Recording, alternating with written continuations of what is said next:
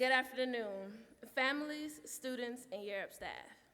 I've been waiting for this opportunity to share both my story and my accomplishments since our first day on internship, February 1st, 2016. First, I would like to congratulate my colleagues of Class 14. We started from the bottom, and now we're here.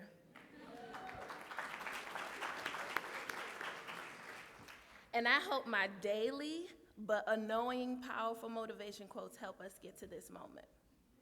My story is a bit different because I have two children to celebrate this rather great accomplishment with.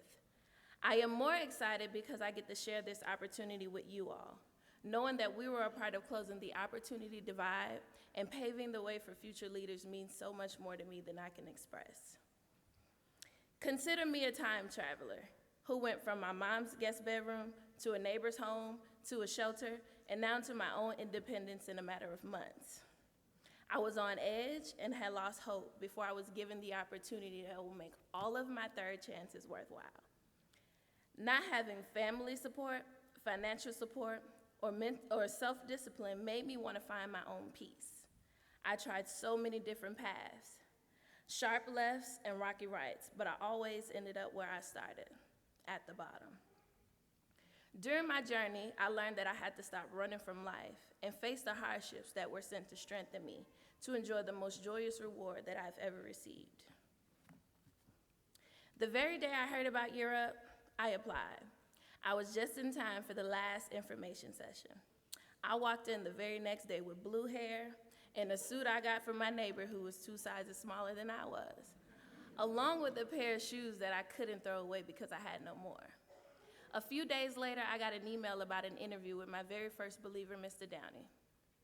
If you only knew how rough I was, then you can only imagine how bad I thought I did. I just knew I would be applying for welfare the following Monday, but I nailed it.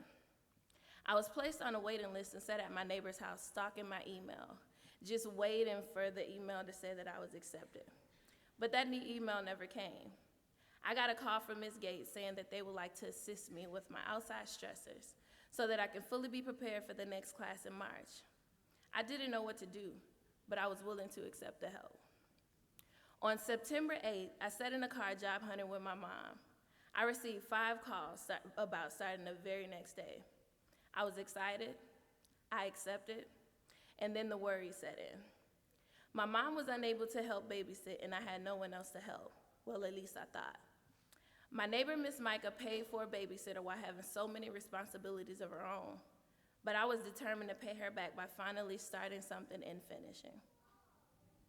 After being up all night with a 3-month-old baby, I would wake up every day at 4 a.m., got my daughter dressed for school, begged my brother to bring the kids to the bus stop and to the babysitter, and make sure I was out of the house and on the bus at 5:44, just to make it to Europe at 8. After 7 weeks in the program, my life flipped twice. I had been staying with Miss Micah, but she could no longer support me and my children and her own. And unfortunately, returning to my mother's house was not an option for me and my 2 children. I remember Miss Pamela Hill telling me her testimony and how she graduated college with her son.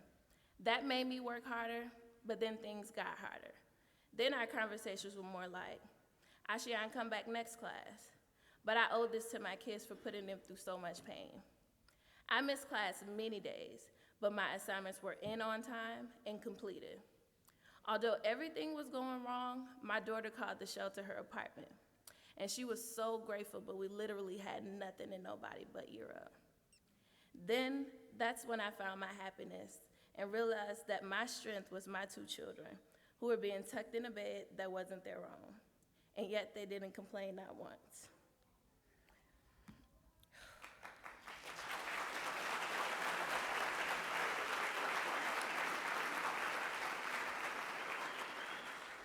Time passed, I got childcare, then my keys, then my sanity. Because of my absences, I had to work even harder to become a young professional. I changed the way I walked, talked, and began to build my confidence. I knew they would be counting students for internship, and I didn't want to be counted out. I had finally done something and earned something, that many close to me would say would be impossible.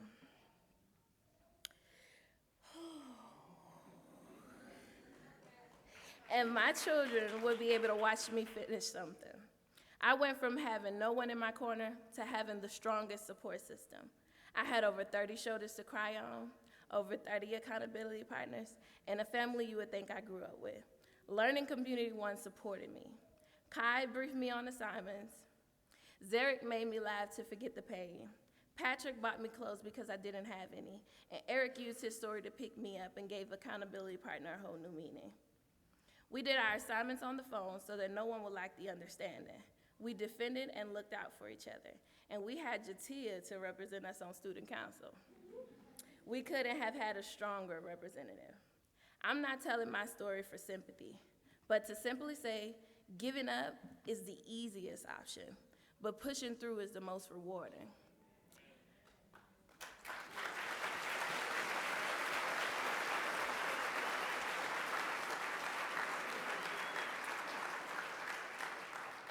I probably quit 8 times a week and dropped out every day. But mentally, I had to complete this journey. My experience at Europe is indeed one for the books. Who knew a little love and encouragement would change the lives of so many young adults with a finish line, but no strategy on how to get there? We took a leap of faith that many in our neighborhoods wouldn't do.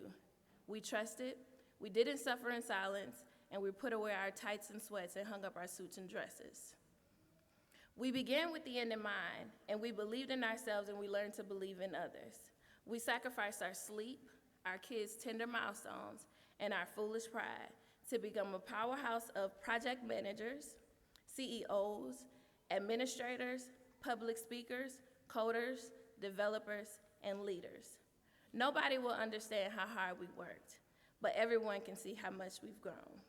We give random feedback.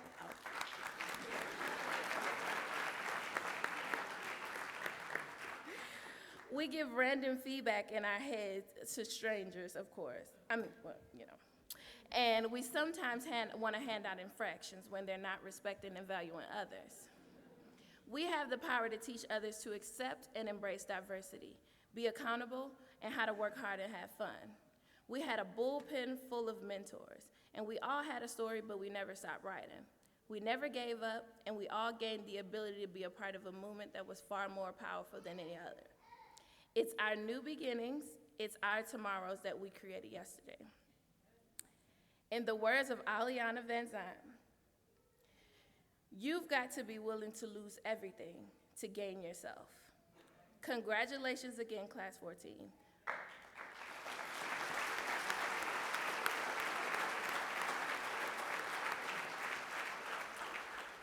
We have completed phase 1 of our professional journey.